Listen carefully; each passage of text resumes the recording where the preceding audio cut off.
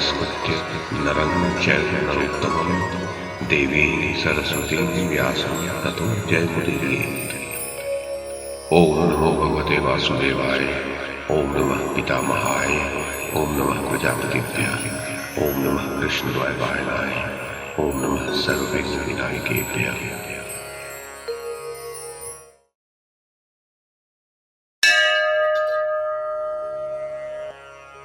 वैशंपायन जी कहते हैं, जनमेजय, शल्य ने कहा, युधिष्ठिर, इंद्र के चले जाने से इंद्राणी पर पुनः शोक के मेघ मंडराने लगे।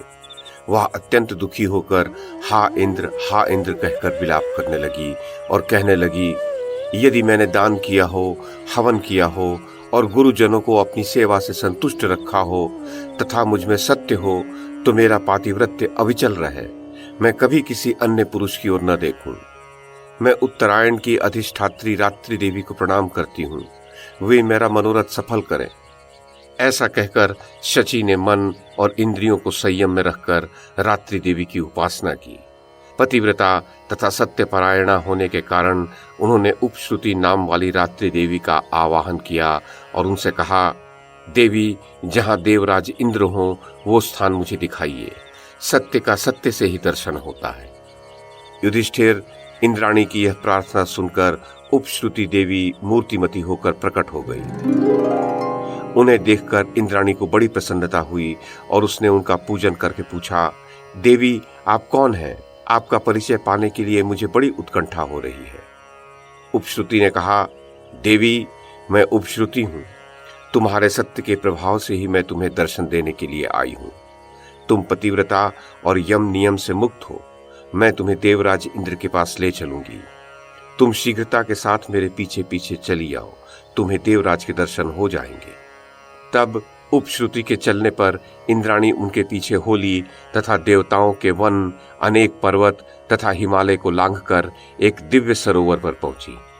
उस सरोवर में एक अति सुंदर विशाल कमलिनी थी। उसे एक ऊंचे नाल वाले गौर वर्ण कमल ने घेर रखा था।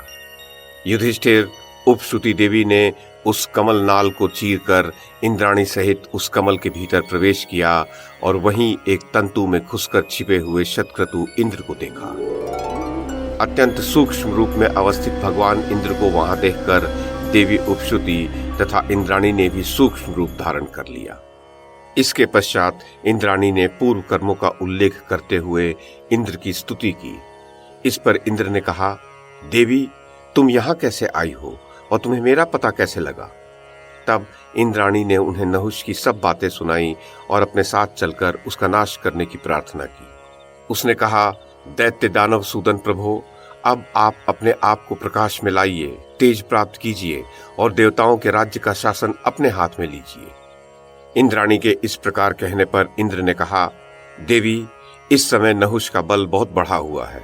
ऋषियों ने हव्य कव्य देकर उसे बहुत बढ़ा दिया है। इस कारण यह पराक्रम प्रकट करने का समय नहीं है।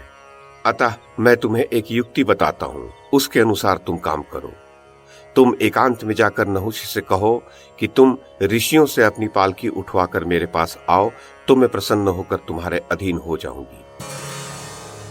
युधिष्ठिर, देवराज के ऐसा कहने पर शची जो आज्ञा कहकर नहुष के पास पहुंची। उसे देखकर नहुष ने मुस्कुराकर कहा, कल्याणी, तुम खूब आई। कहो, मैं तुम्हारी क्या सेवा करूं? तुम विश्वास करो, मैं सत्य की शपथ लेकर कहता हूं कि मैं तुम्हारी बात अवश्य मानूंगा। इंद्राणी ने कहा, जगतपते, मैंने आपसे जो अवधि मांगी है मैं उसके बीतने की ही प्रतीक्षा में हूं, परंतु मेरे मन में एक बात है, आप उस पर विचार कर लें। यदि आप मेरी वह प्रेम भरी बात पूरी कर देंगे तो मैं अवश्य आपके अधीन हो जाऊंगी। राजन, सुरेश्वर, पहले जो इंद्र थे उनके वाहन गज, अश्व तथा रथ आदि रहे हैं, परंतु आपका वाहन उनसे सर्वथा विलक्षण अपूर्व हो, ऐसी मेरी इच्छा है। वह वाहन ऐसा होना चाहिए जो भगवान विष्णु, रुद्र, असुर तथा राक्षसों के भी उपयोग में न आया हो। प्रभो, महाभाग सप्तर्षि एकत्र होकर शिविका द्वारा आपका वहन करें। राजन, यही मुझे अच्छा लगता है। आप अपने पराक्रम से तथा दृष्टिपात करने मात्र से सबका तेज हर लेते हैं।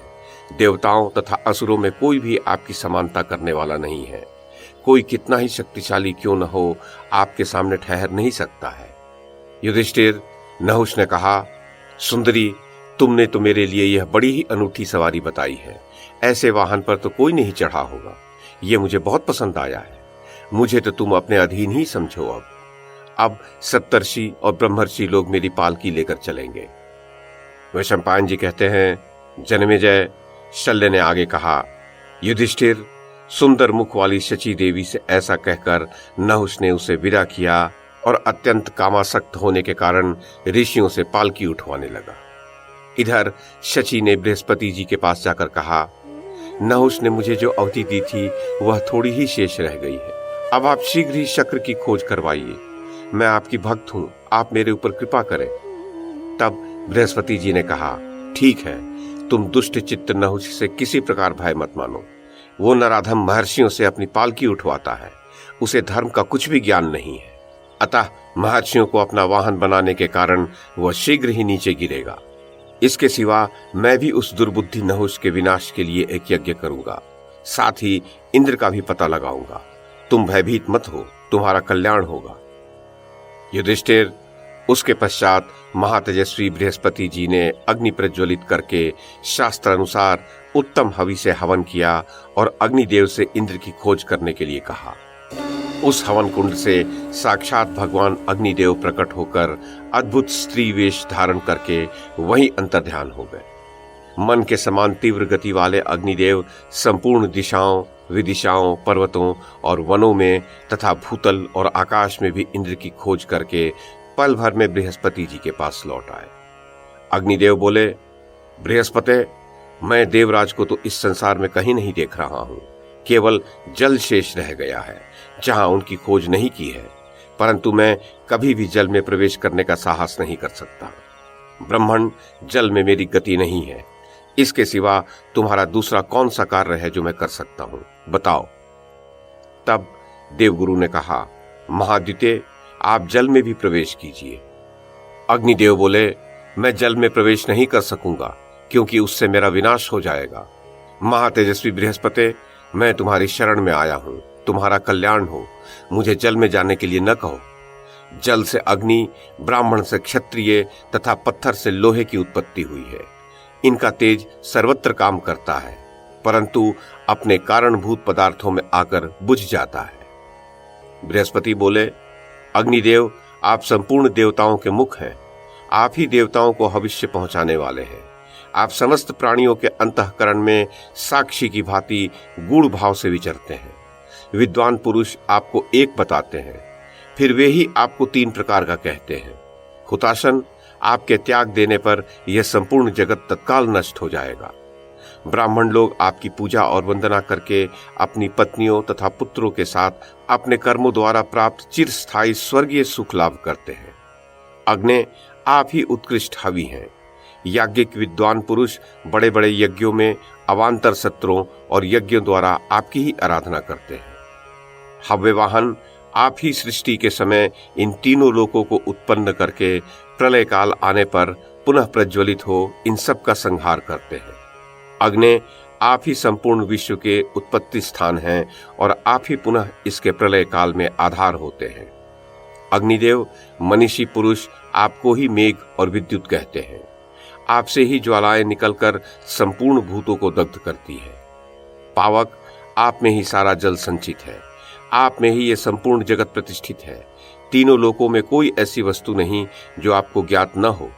समस्त पदार्थ अपने अपने कारण में प्रवेश करते हैं। अतः आप भी निशंक होकर जल में प्रवेश कीजिए। मैं सनातन वेद मंत्रों द्वारा आपको बढ़ाऊंगा। युधिष्ठिर, इस प्रकार स्तुति की जाने पर हविष्य वहन करने वाले श्रेष्ठ एवं सर्वज्ञ भगवान अग्निदेव प्रसन्न होकर बृहस्पति से यह उत्तम वचन बोले, ब्राह्मण, मैं आपको इंद्र का दर्शन कराऊंगा। ये मैं आपसे सत्य कह रहा हूं।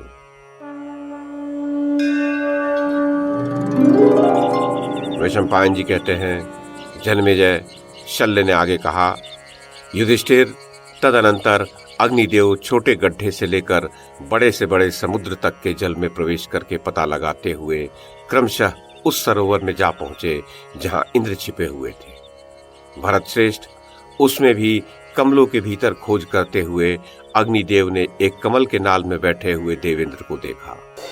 वहां से तुरंत लौटकर अग्निदेव ने बृहस्पति को बताया कि भगवान इंद्र सूक्ष्म शरीर धारण करके एक कमल नाल का आश्रय लेकर रहते हैं।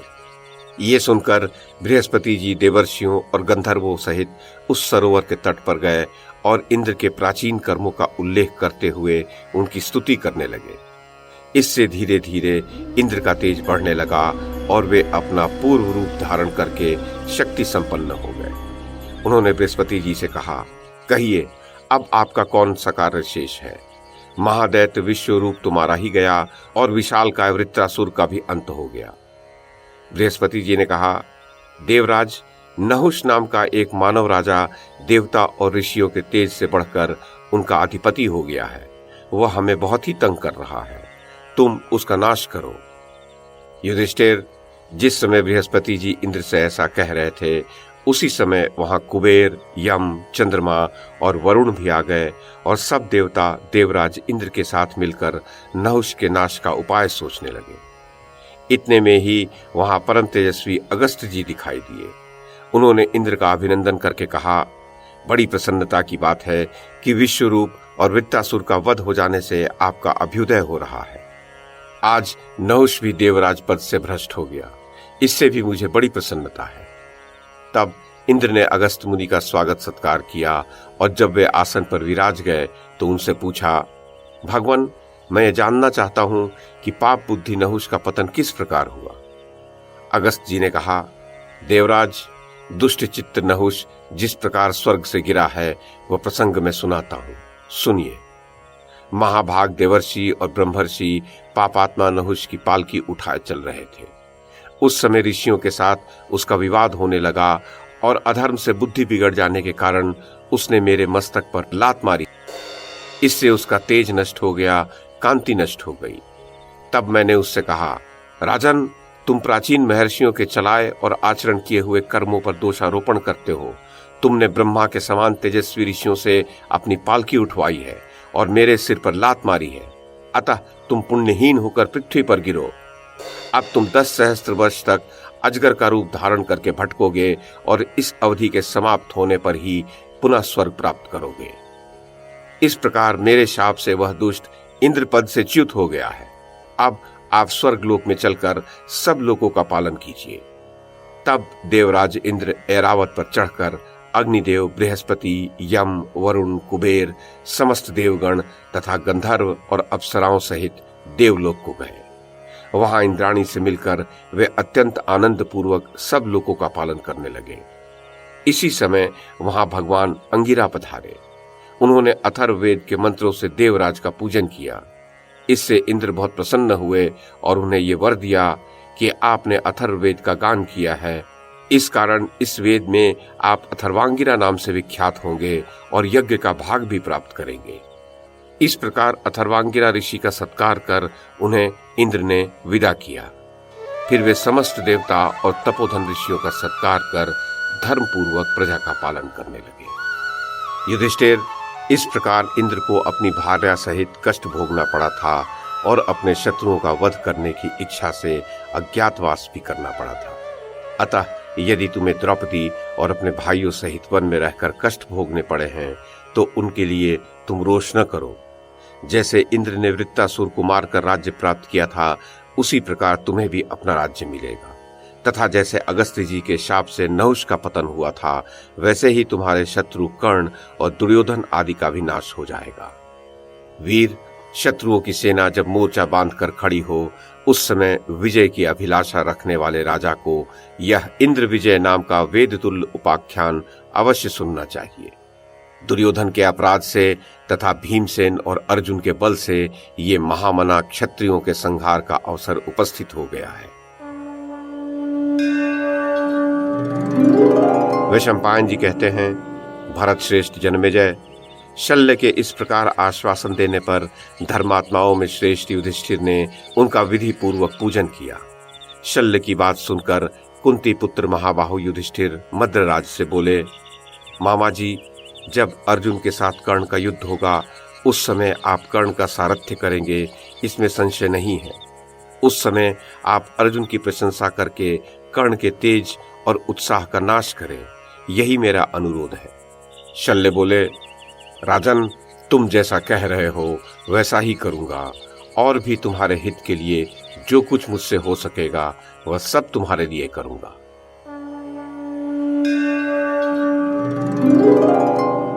वैशंपायन जी कहते हैं, शत्रु दमन जन्मेजय तदनंतर समस्त कुंती कुमारों से विदा लेकर श्रीमान मद्रराज शल्य अपनी सेना के साथ दुर्योधन के हाथ चले गए।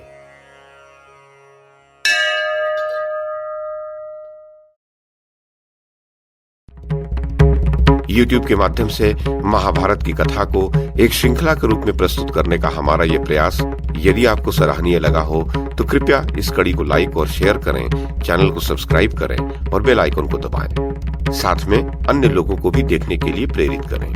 धन्यवाद और नमस्कार।